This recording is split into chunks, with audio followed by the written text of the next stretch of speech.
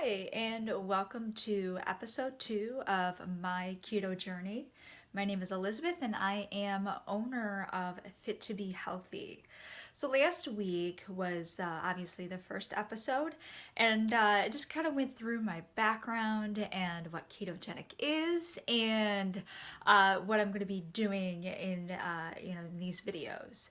What I didn't go through is the reason why. So the reason why I do keto or the intermittent fasting is not just for physical. So yes, of course I want to get a lower body fat percentage, obviously look great, but the most important thing for this journey and for actually this lifestyle is more of the feeling that I'm going to get out of it. So more of the energy, the focus, basically not having to depend on food and having a better relationship with food and just incorporating it within my lifestyle. So that is the reason why. And I just kind of wanted to preface that just because I know people are probably saying, well, why are you doing this? And so there you go.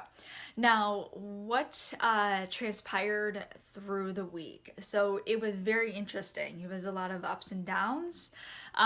So obviously, last Monday when I was doing this first video, it was very energetic. I felt great. It was my first day of intermittent fasting, so I just felt great. I didn't rely on food. I wasn't hungry. I was focused. So it was actually, it started out great. Tuesday, a little, okay, I'm kind of adjusting, so I went back to eating normal. I still do a little bit of intermittent fasting, so it was 14 hours before I had my first meal. So instead of the whole 18 hours that I was doing. So I did the 14 hours, had my breakfast. I actually was very, very energetic in my workout. So I did sprints and stair sprints, and I didn't know where that energy came from. So it was good. Obviously went through my work, and it was, Tuesday was another good day. Now Wednesday, my second day of intermittent fasting, not so great. So I was lethargic, I was tired, I was cranky, I was hungry, and I was like, what happened? Like, why am I, Monday was good, Wednesday I'm just feeling, blah. And so I still went through it. I still did the 18 hours, and still did my workout, which was strength training. So I was doing my strength training workouts on my intermittent fasting days. So I was going through the day, and I was just, okay, that's fine. Wednesday night, could not sleep. I had the worst night's sleep. I had vertigo. I was dizzy. So it was just like, what's going on? And maybe this isn't for me. Thursday, of course, went back onto the, eating the 14 hours, so the 18, and still, incorporating some workouts. And it was, again, the workout was fine. And then, obviously Friday, back to intermittent fasting and back to, oh my God, what's going on? And, not to be graphic or anything, but I learned, I was actually listening to podcasts yesterday, and like aha moments of what not to do. And I learned that, I was supposed to do it at least your first time while you're menstruating. So that is, lesson learned. And also a second lesson is, I pushed myself a little bit too much.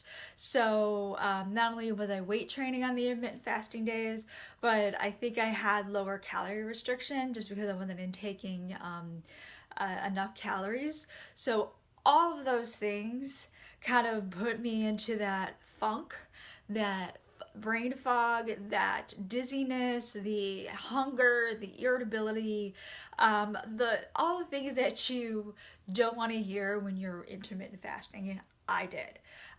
But again, it was a learning session. Saturday, so obviously I wanted to be a carb loading, and it was just went all wonky. met up with a friend at lunch, and kind of went downhill from there. I not so bad with the food, so I had salmon salad, but I had the wine, and then I had the chocolate, like a little shot glass of chocolate dessert. And then when I went home, I had another glass of wine, and I just didn't even calculate anything, and it just went out the window, and I felt it. I definitely felt it. Saturday night, my stomach started hurting. Tried having kombucha. That was completely the wrong thing to do. It really, really, really hurt my stomach. So, again, lesson learned. What did I learn? So yesterday, like I said, Sunday was my podcast days, and I started listening to a ketogenic podcast. And I learned, obviously I went too far too fast. So when obviously I was telling you that it's 14 hours usually during my periods between when I eat last and then when I usually eat in the morning. So I kind of took it like 18, 19 hours.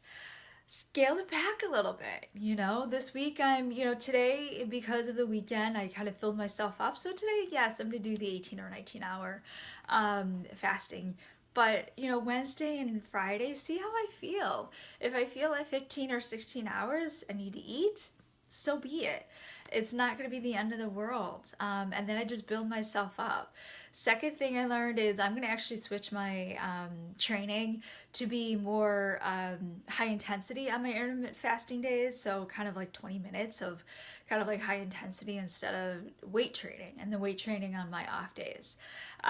So that is what I learned last week. And I'm going to try and do these videos, daily, but with my schedule and with how I feel, it depends. So I'm going to try and do these videos daily just so I can cut down the time. But it looks like we're good on time anyway. And so if I don't do it daily, then you'll hear from me next week on my progress this week. So hope you all well, and I'll talk to you soon.